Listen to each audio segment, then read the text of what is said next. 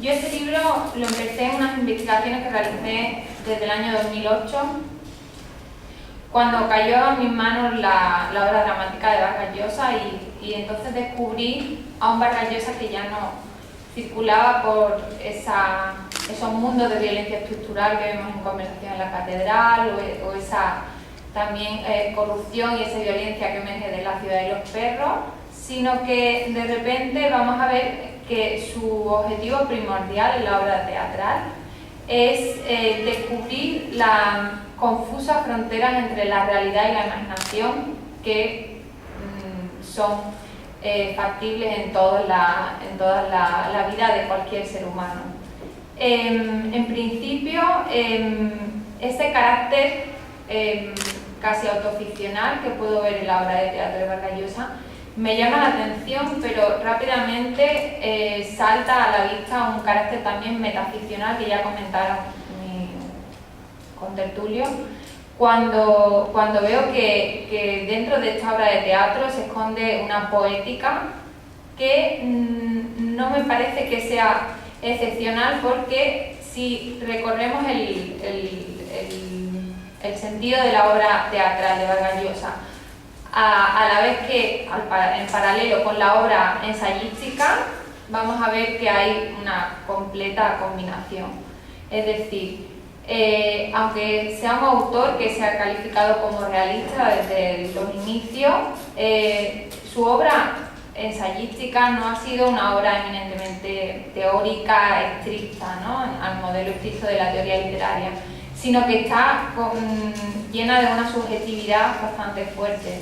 Desde el primer ensayo que escribe, Historia secreta de una novela, sobre su propia novela La Casa Verde, vemos esa forma de mirar su obra desde un punto de vista muy personal, hasta Historia de un deicidio, donde, aunque veamos que habla de la obra de García Márquez, también introduce bastante de su propia teoría poética, incluso de su propia biografía.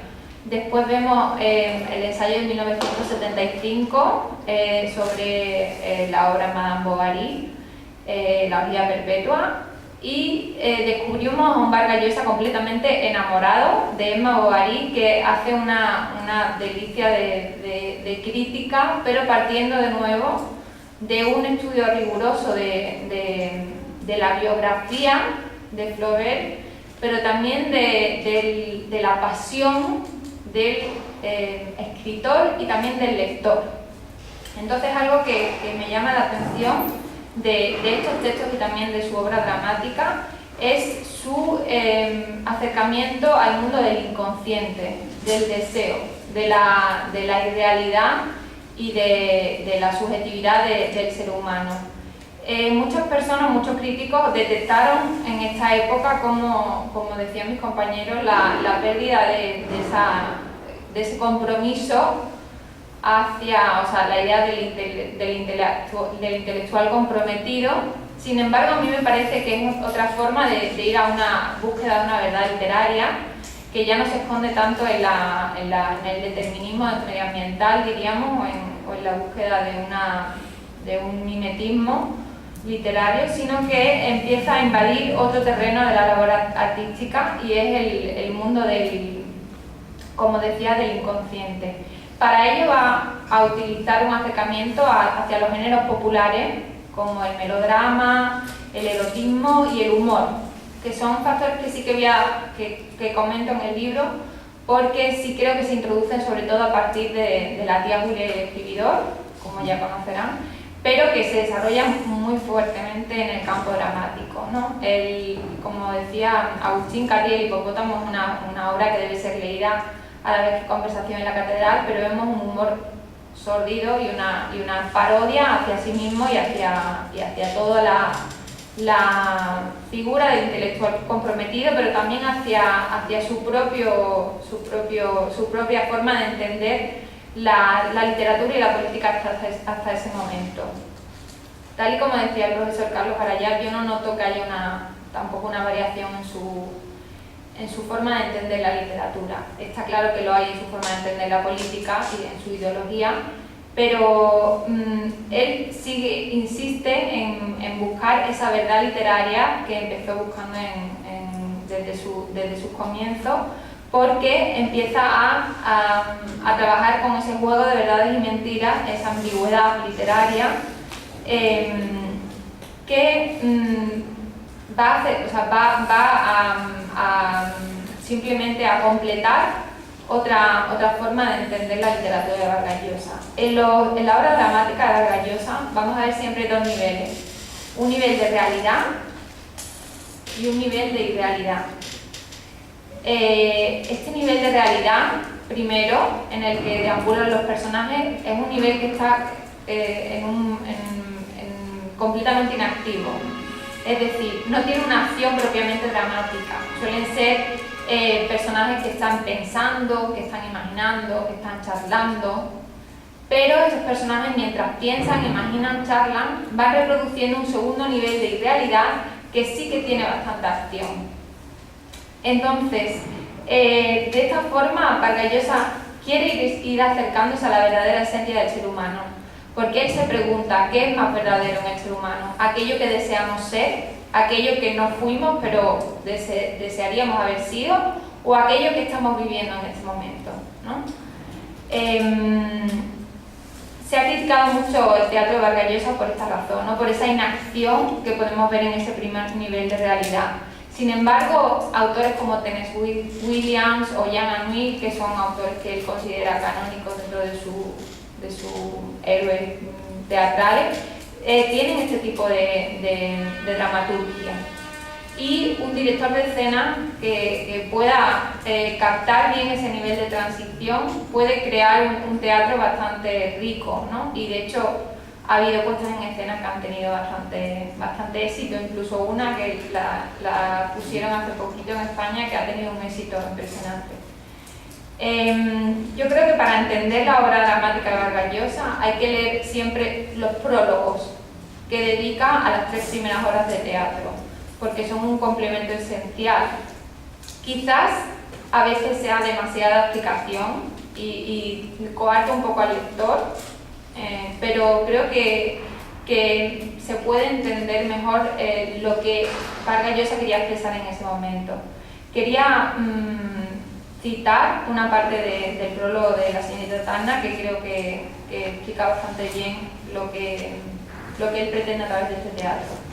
Dice: para conocer lo que somos como individuos y como pueblo, no tenemos otro recurso que salir de nosotros mismos y, ayudados por la memoria y la imaginación, proyectarnos en esas ficciones que hacen de lo que somos algo paradójicamente semejante y distinto de nosotros. Por tanto, para él, el hombre completo se compone de su verdad y su mentira confundidas. Como digo, todo esto se comprende gracias a la poética de los demonios y a la poética de la verdad de las mentiras.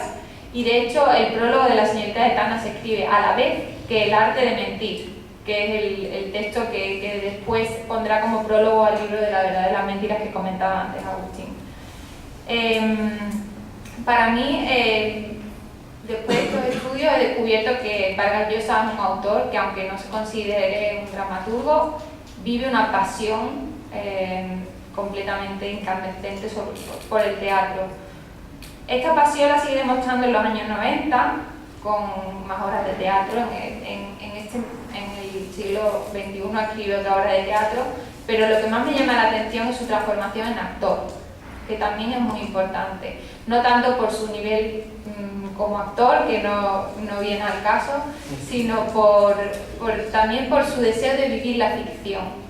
Para él es una forma de llegar a ese realismo al que aspira desde el principio, ¿no? Estar encima de un escenario, para él es la utopía que él persigue, que es que la ficción sea esa realidad.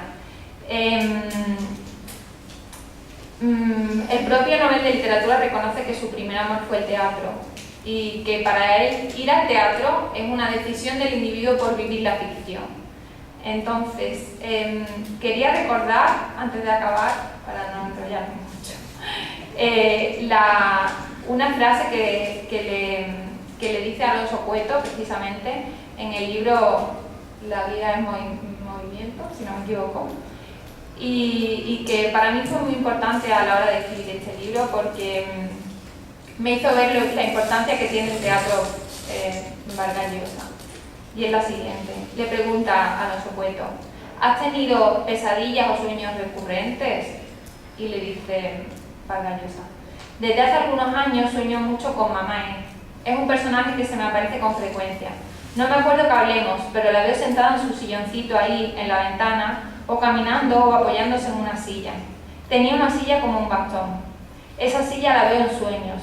Se trata de un sueño más bien nostálgico, porque es un personaje muy entrañable de mi infancia, de mi juventud, y como un símbolo de la familia también. Era lo permanente.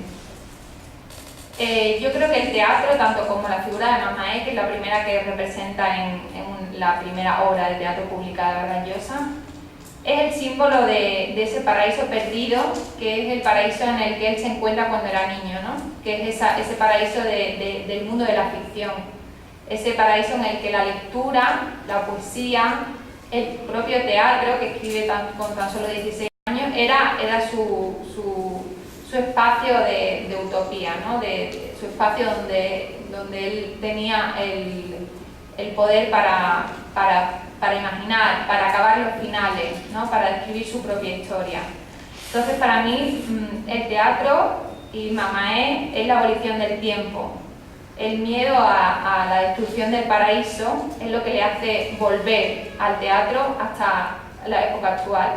Y puedo decir, porque lo vi hace poco a Mario Vargas Llosa, que continuará subiendo a las tablas y que él le decía a Joan Ollé, que es el director que le lleva todas las obras de teatro, le preguntaba: bueno, pero tenemos que hacerlo rápido, ¿no? Porque, bueno, la salud no se resiente. Y él decía: ¿por qué? No lo entiendo. Dice: después de ganar el Nobel vamos a tener más público, así que no hay problema, ¿no? Entonces quería cerrar un poco esta charla pues hablando un poco de esta anécdota que me pareció bastante entrañable y significativa. Muchas gracias.